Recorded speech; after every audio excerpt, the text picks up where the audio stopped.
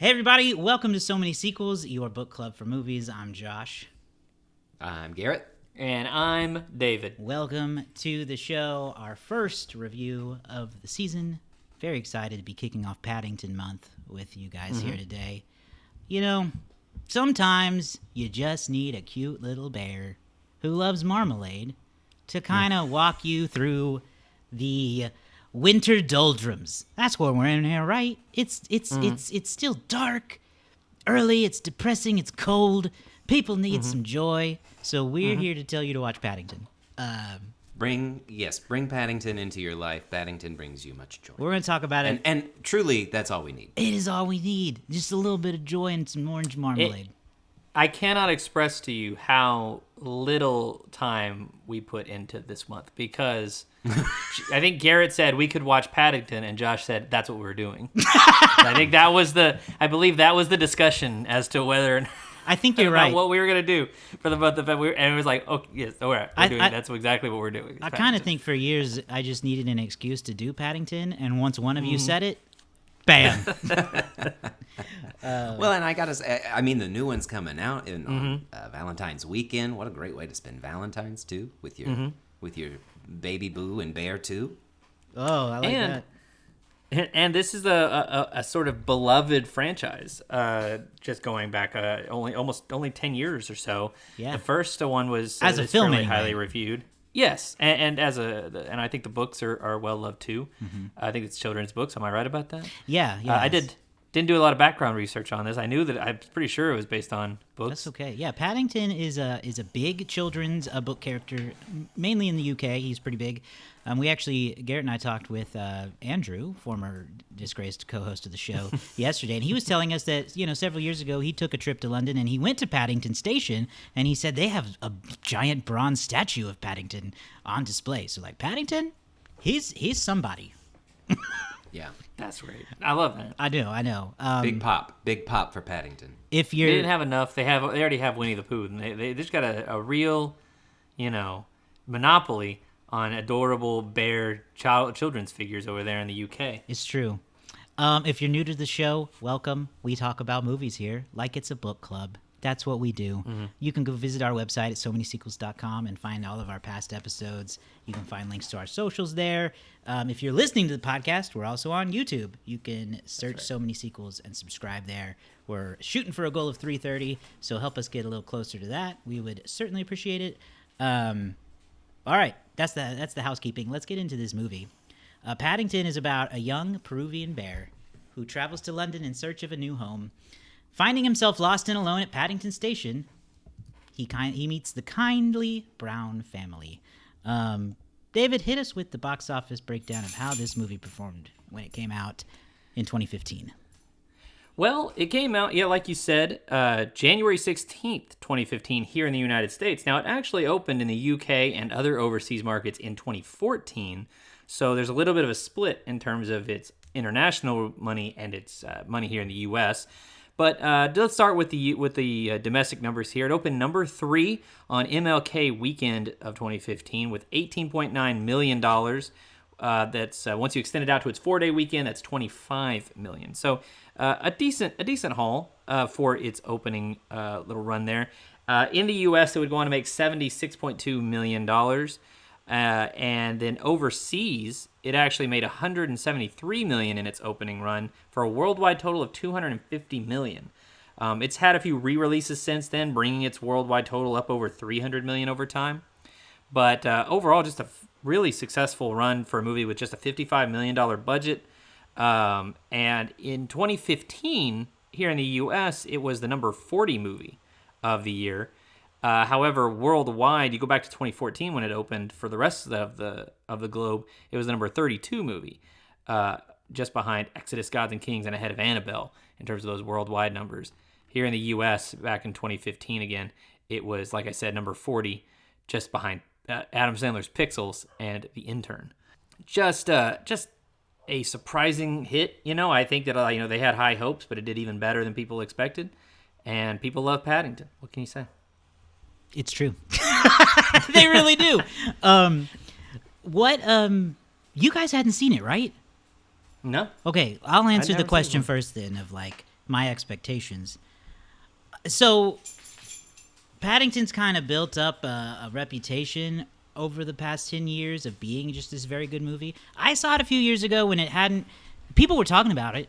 Like, this is a great movie. And I wasn't sure what to quite expect because, like you, David, I had no prior knowledge of Paddington. I was like, I don't know this British bear. What? Well, I already got a Winnie the Pooh. What do I need a British bear for? There's an American version right here. And he doesn't even wear pants. But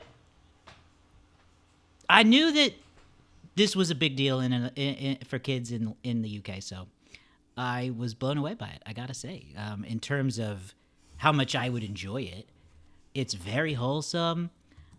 It still works today, like not like it wouldn't, but I just mean that it's still like a very wholesome story that is pretty approachable for people of all ages. I think it's a movie that you don't have to be a kid, and you don't have to have a kid with you watching it to get enjoyment out of it. So that's my take. Garrett, what were your expectations going into this?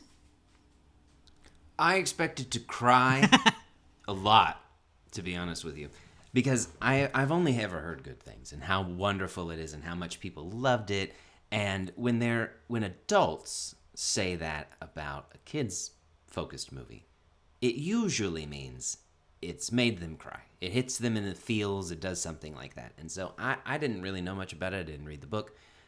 Not real connection to it. And so that was my expectation, was to be hit in the feels and to just be turned into a puddle of tears. And I was hit in the feels, but it was the wholesome nature of it. It was a different level of feelings, and it was really a welcomed, unexpected surprise. And so I was quite happy with it. You know, and my expectations going in, I've always heard good things, always heard that it was... I always just heard and assumed that it was just a really well-executed, well-made, simple, lovable film for mostly children and families. You know, that was my expectation. It's like it's going to be fairly inoffensive, it's going to be very sweet, and it checked all those boxes. Was sweet some kind of marmalade thing? Mm-hmm. You know, so I wanted to ask you guys a fun kind of icebreaker question. Marmalade is so important to the Paddington family. We learned this early on, and when we see they have like a marmalade factory in the woods. And one of the most important lessons that Paddington's dad passes on is you should always have an emergency marmalade sandwich in your hat. So I wanted to ask you guys, what emergency food item would you want to have with you if you were like, I'm hungry and I need something to get me going? What is yours?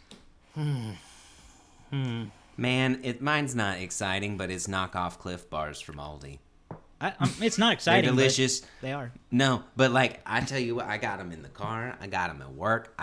Because I don't eat, and so like it's just rip them open and get them going.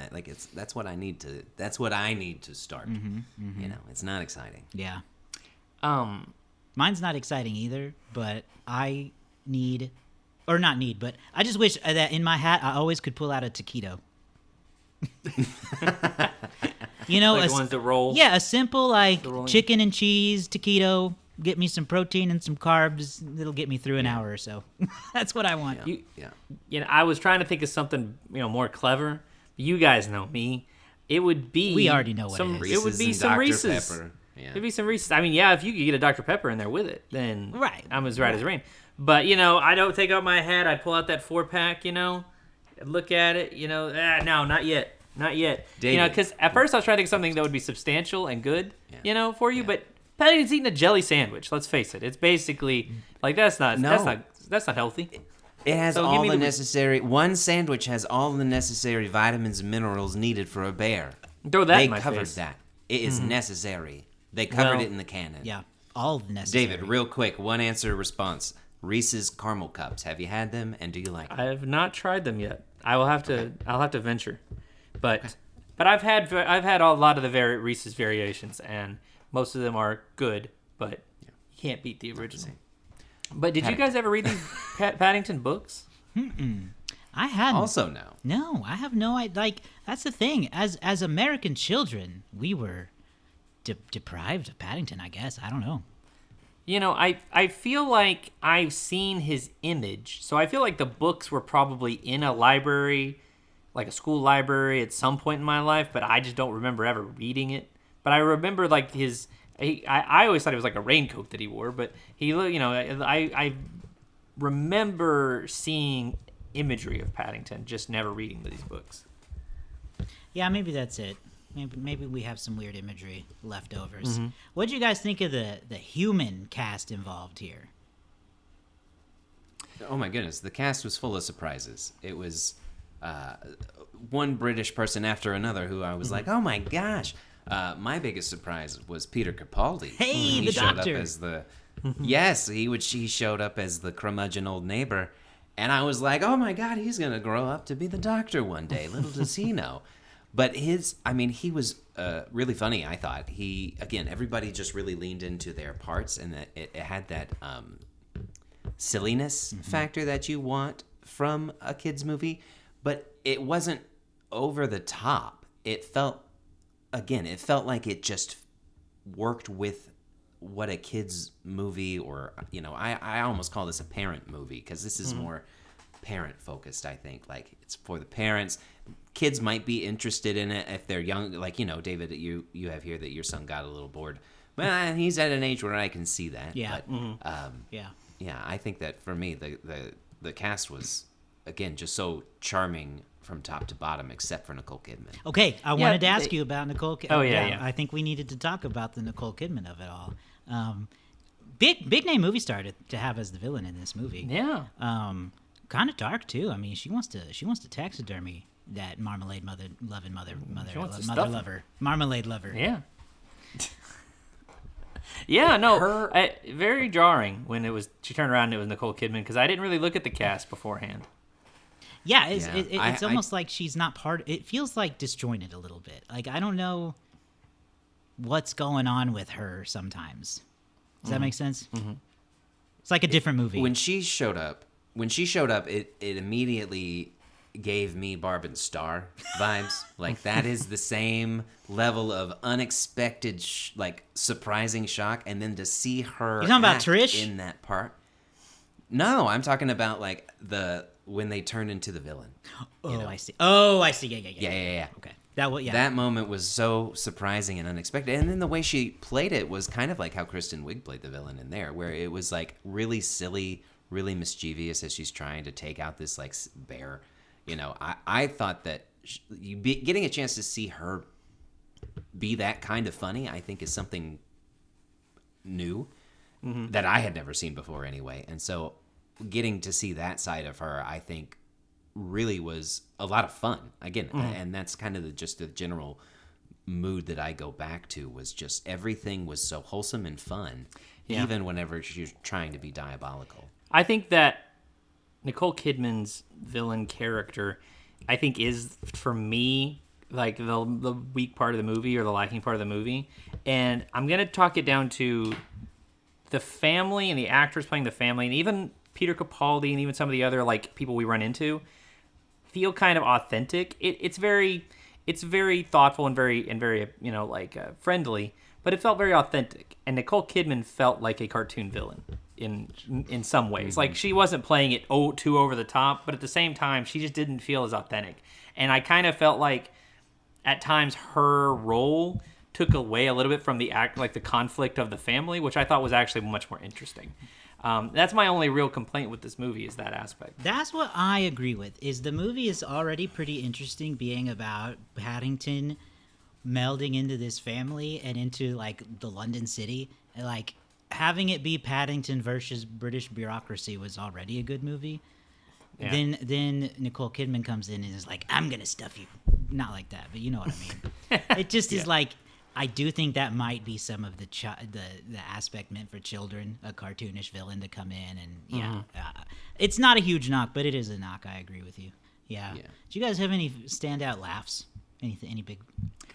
Because I was just gonna say I love the bathtub chaos and the flooding. The chaos. Paddington's causing chaos left and right in this movie. There's a lot of classic hijinks going on. For me, probably the thing that stood out to me is, because it's after you guys brought up Nicole Kidman, I think one of my heartiest laughs was when Peter Capaldi opened the door to the phone booth and he saw Nicole Kidman and it went, "Hello, Lionel Richie is it shows me up. you're Boom. looking for?" I didn't expect it.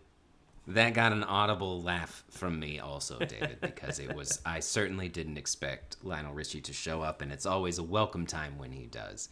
Josh, I agree, the bathtub scene was really funny, because it was just like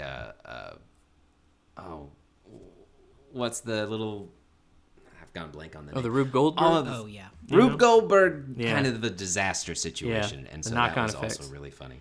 Paddington And then, really is like death from Final Destination, just causing like random happenstance. I feel like this movie has a lot of I believe, I'm not confident in this. I didn't. So fact check me, please. But I feel like this movie came out around the World War I, World War II kind of time frame back in the British era, and so I think that you get a lot of messages from there. You know, they talk about the explorer when he shows up, and the kids who had labels on their tags and would be taken with families and stuff like that. And so I think that was really interesting. But I feel like, and my takeaway as to why this was so connected to everyone, it seems, and I could be wrong, but I think this movie represents what everyone thinks would happen were their pet to be able to talk.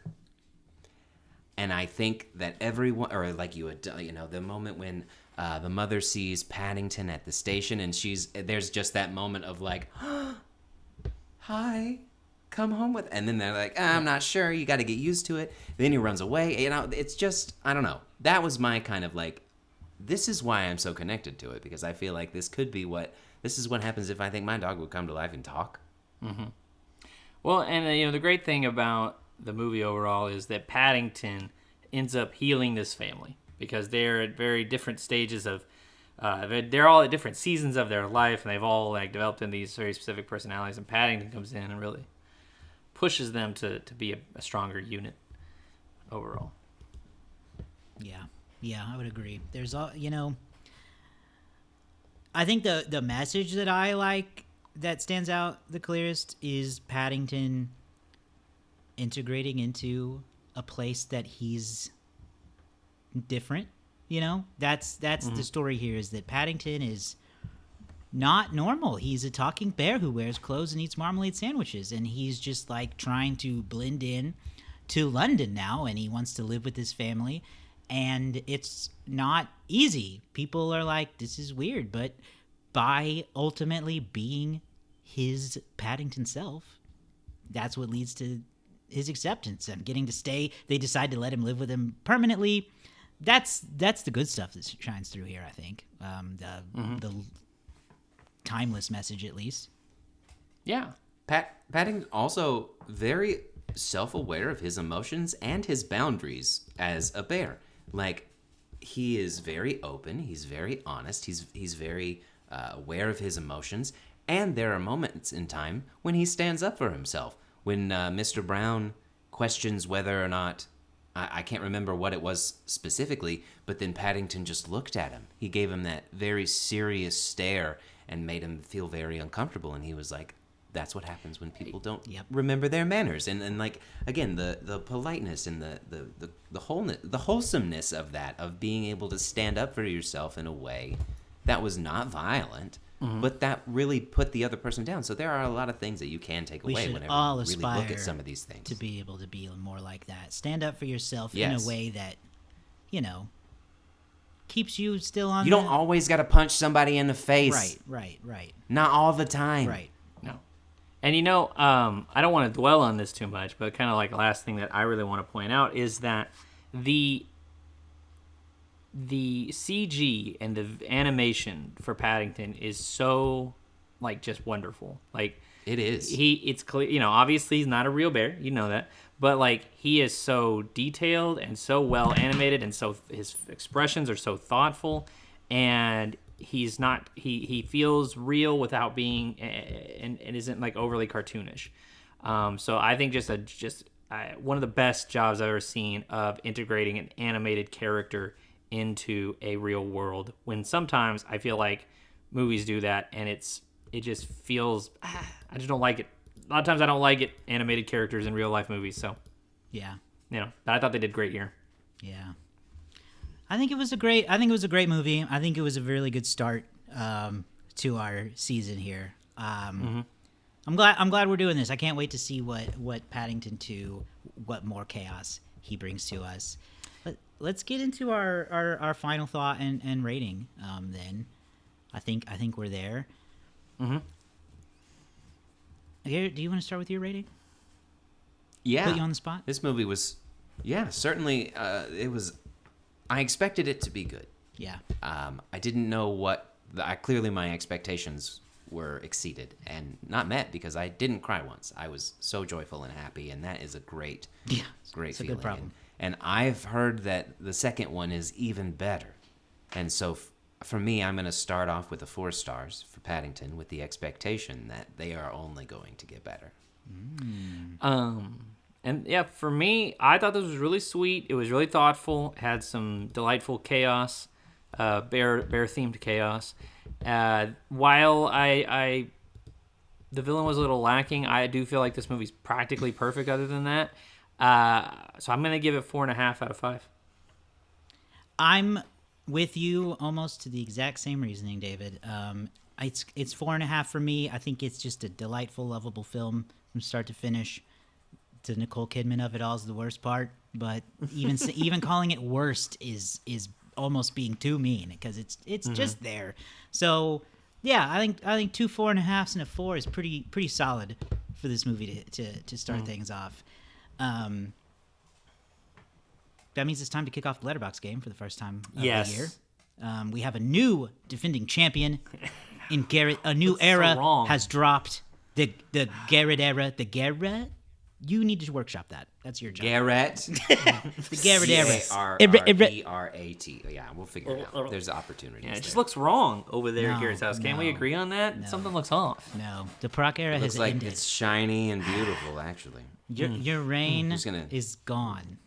You bought that like 3 years ago and then have never had to have it. I haven't seen it since. I unboxed it, and then you got it immediately, almost. Yeah. Well, I'll get it back soon. Remember, kids, when the system has to be rigged against you, that's when you know you're doing something right. It's that's true. We do have a new system. That's true. That is true. So yeah, for anyone new to the show, at the end of every episode where we're reviewing a movie, we all take a stab at guessing what we think the Letterboxd score of this movie is. Letterboxd, you gotta to know Letterboxd is to love it. So go join it. I don't need to tell you. But we take a stab at it, and we actually shifted a couple of rules. David, do you want to explain those new changes to us since you are the rule keeper? I do believe that we decided that a direct hit is still 2 points. I believe, right? Yes. And then closest gets 1 point. If there is a tie, we will each get a point. Each of the tying participants will get a point. There is no chance of a 3-way tie, so there's no issue with that. But it should mean more points overall for all of us. We had talked about some other crazy rules, but we'll settle with this one. Yep. So yeah, that's the rules. Direct hit 2 points, 1 point for the closest. Share a 1 point for a tie. Sweet. All right. Start thinking about your guesses. I'm going to read off some of the most popular reviews of Paddington from Letterboxd. We've got 5 stars from Lauren, who says, Paddington paid off the U.S. debt, solved world hunger, negotiated peace with North Korea, cleared up corrupt governments, and came to my house and told me I was valid. 4 stars. I knew I hit rock bottom when I was crying over a CGI bear at 2 a.m. 4 stars. I love Cruella de Kidman. And then 4 stars. This is a little long, but I felt it was worth reading. Paddington is sad. Saddington. Paddington floods the house. Paddington. Paddington loses his mind. Maddington. Paddington starts a family. Daddington. Paddington offers to buy the next round. Absolute Laddington. And I'm just going to end it here, actually. Paddington, but only a bit. Just a Taddington. Yeah, I think Nikki read me that one. That It had actually goes on. Some other but good ones in there. Yeah. Love it. I'm gonna. Well, actually, it doesn't matter because we are starting with a clean slate. There's no reason for any person to go first, so I will. I'm gonna pick 4.2. That's a good place to be. David? Well, I will go with, this was my thought originally. I'm going to go with 4.1. I feel like it's one of the classic 4.1 type movies. Okay. Oof. I don't know why, but I feel like Letterboxd is going to not necessarily put it in a 4, but I think it's going to be close, so I'm going to go with a 3.9. Okay, we got a 4.2 from me, a 4.1 from David, and a 3.9 from Garrett. Let's take a look and see who's going to take the first point of 2025. Or points. Or points. It will be point, though, because it is not a direct hit. I can tell you now. Oh, wow. It's not a direct hit. And we all went too far above, which means that Garrett is our winner. You were super close. It is actually a 3.8. Wow, that's surprising. Okay. Yeah. Boo. Yeah. 3.8. Boo Letterboxd sometimes. Paddington. 3.8. Yep. All right. We All overshot right. just a little bit, so that's going to put Fascinating. Garrett gets the first tally on the board, but it is a long year. It is. It is. We got a long way to go and a short time to We get got the there. momentum on our side, though. We got the momentum on our side. That's right. That's right. I can't wait to see. You're going to have to like make some kind of special shelf for it to sit on in the background. I tried to do that for a whole year. I plan to put it right there, Perfect. up in front of the outsiders, so it's always there. I love it. All right, well, that's going to do it for us today. Wrapping up the first week of the new season of So Many Sequels. Be sure you subscribe to us on our YouTube channel if you haven't done that yet. Just search for So Many Sequels. You can go to SoManySequels.com. We've got a brand new website that we launched this year. Going to work on building that out even more. All of our videos are there. All of our podcast links are there. You can find links to our social channels. And hopefully, fingers crossed, we're going to do some blogs maybe. We might write some reviews. So, I don't know. We're going to try to do more fun stuff this year. Bookmark SoManySequels.com if you haven't done that yet. We'll see you guys next week with more Paddington. See you soon.